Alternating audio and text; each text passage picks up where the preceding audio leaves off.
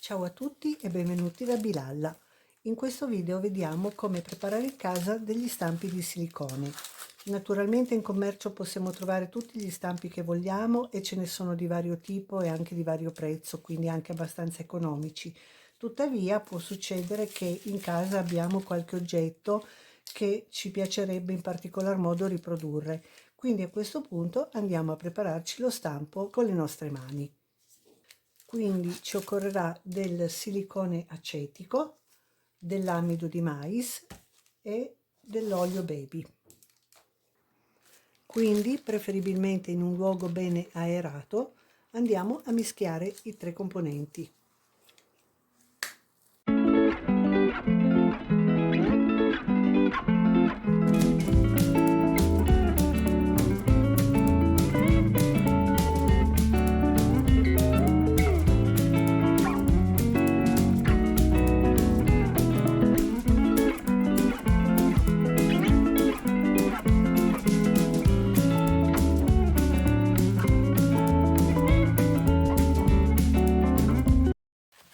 Quando cominciamo a vedere che l'impasto non si appiccica più alle dita, possiamo cominciare a toglierlo dalla vaschetta e continuare a lavorarlo sul tavolo. È consigliabile utilizzare della carta da forno e cospargerla comunque ancora con della maizena per evitare che si appiccichi il tutto.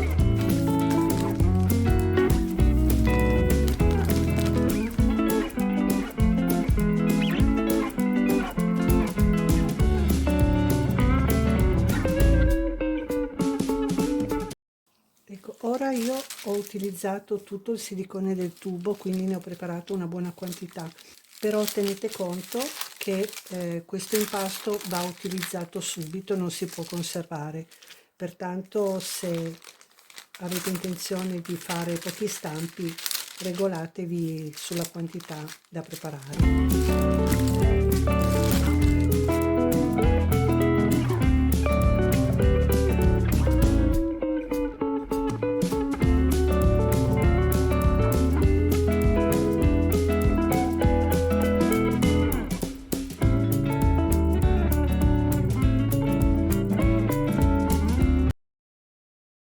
Quando avremo ottenuto un impasto come questo, bello morbido e che non si appiccica più alle dita, siamo pronti per fare gli stampi. Quindi mettiamo un po' di maizena su una base e prepariamo dei panetti da cui prendere le forme.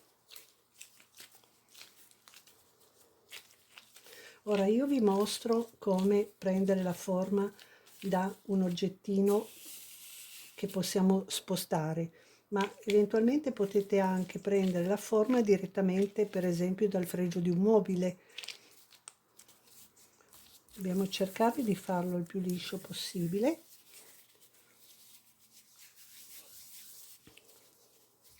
E deve essere spesso a seconda di quello che deve essere l'oggetto che andremo a mettere dentro.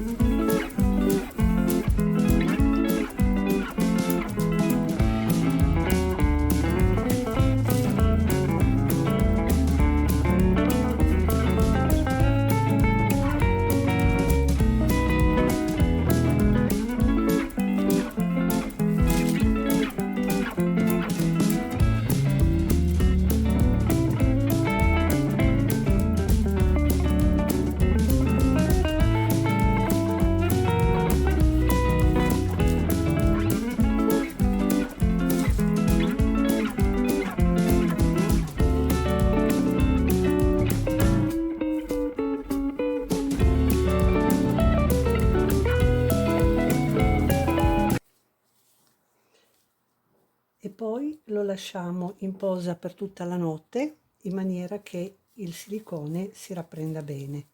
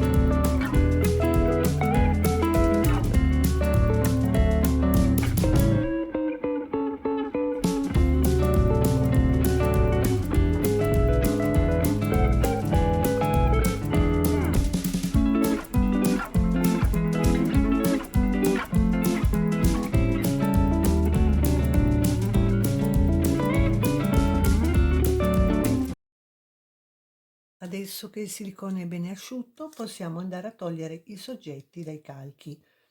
Questi calchi qui invece li avevo fatti applicandoli direttamente su delle piccole gargolle che ho attaccato ai muri.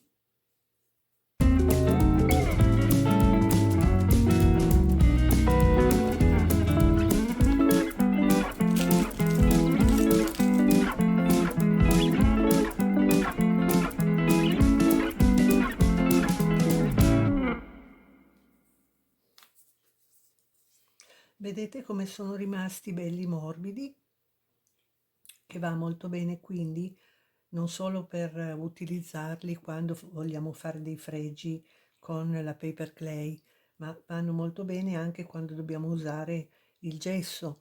Per il gesso è molto importante che siano belli elastici, proprio perché il gesso è molto delicato quando andiamo a toglierlo dagli stampi, quindi lo stampo deve essere facilmente deformabile.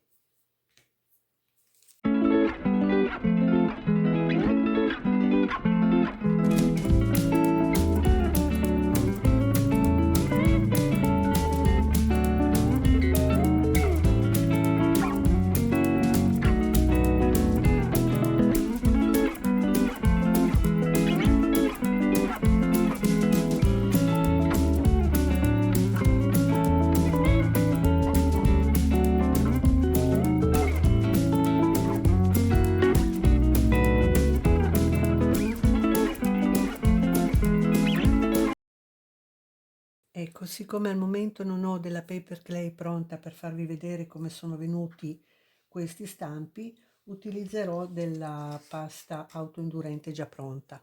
È sempre bene ungere prima gli stampi un pochino con un po' di olio baby per evitare che l'impasto si attacchi.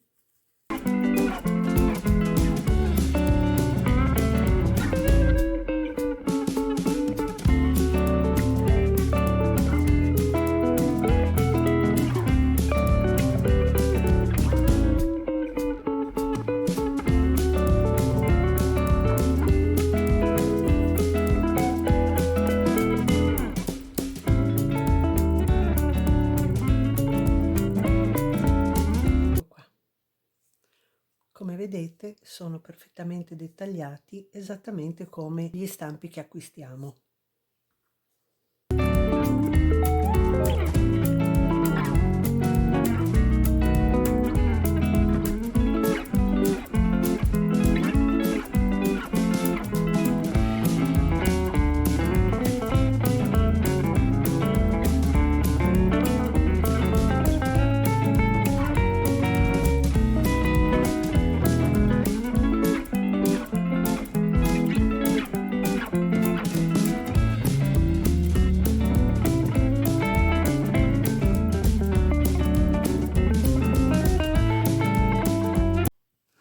Se questo video vi è piaciuto e vi è stato utile, lasciatemi un like e condividetelo sui social con chi ha la vostra stessa passione. Usate i commenti per fare domande o per proporre nuovi argomenti per i prossimi video. E se vi fa piacere continuare a seguirmi, iscrivetevi e cliccate sulla campanella per sapere sempre quando pubblicherò un nuovo video. Grazie per la visione e ciao!